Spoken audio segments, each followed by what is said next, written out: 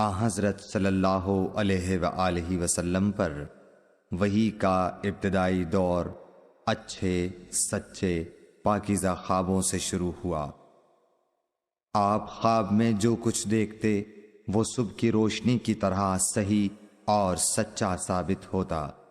پھر من جانب قدرت آپ تنہائی پسند ہو گئے اور آپ نے غار حرا میں خلوت نشینی اختیار فرمائی اور کئی دن اور رات وہاں مسلسل عبادت اور یاد الہی و ذکر میں مشغول رہنے لگے۔ جب تک گھر آنے کو دل نہ چاہتا توشہ ہمراہ لیے ہوئے وہاں رہتے۔ توشہ ختم ہونے پر ہی اہلیہ محترمہ حضرت خدیجہ رضی اللہ تعالی عنہا کے پاس تشریف لاتے اور کچھ توشہ ہمراہ لے کر پھر وہاں جا کر خلوت گزین ہو جاتے۔ یہی طریقہ جاری رہا یہاں تک کہ آپ پر حق منکشف ہو گیا اور آپ غار حرا ہی میں قیام پذیر تھے کہ اچانک حضرت جبرائیل علیہ السلام آپ کے پاس حاضر ہوئے اور کہنے لگے کہ اے محمد پڑھو۔ آپ فرماتے ہیں کہ میں نے کہا کہ میں پڑھنا نہیں جانتا۔ آپ صلی اللہ علیہ وسلم فرماتے ہیں کہ فرشتے نے مجھے پکڑ کر اتنے زور سے بھینچا کہ میری طاقت جواب دے گئی۔ پھر مجھے چھوڑ کر کہا پڑھو۔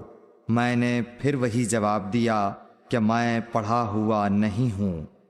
اس فرشتے نے مجھ کو نہایت ہی زور سے بھینچا کہ مجھ کو سخت تکلیف محسوس ہوئی۔ پھر اس نے کہا کہ پڑھ۔ میں نے کہا میں پڑھا ہوا نہیں ہوں۔ فرشتے نے تیسری بار مجھ کو پکڑا اور تیسری مرتبہ پھر مجھ کو بھینچا۔ پھر مجھے چھوڑ دیا اور کہنے لگا کہ پڑھو اپنے رب کے نام کی مدد سے جس نے پیدا کیا اور انسان کو خون کی پھٹکی سے بنایا۔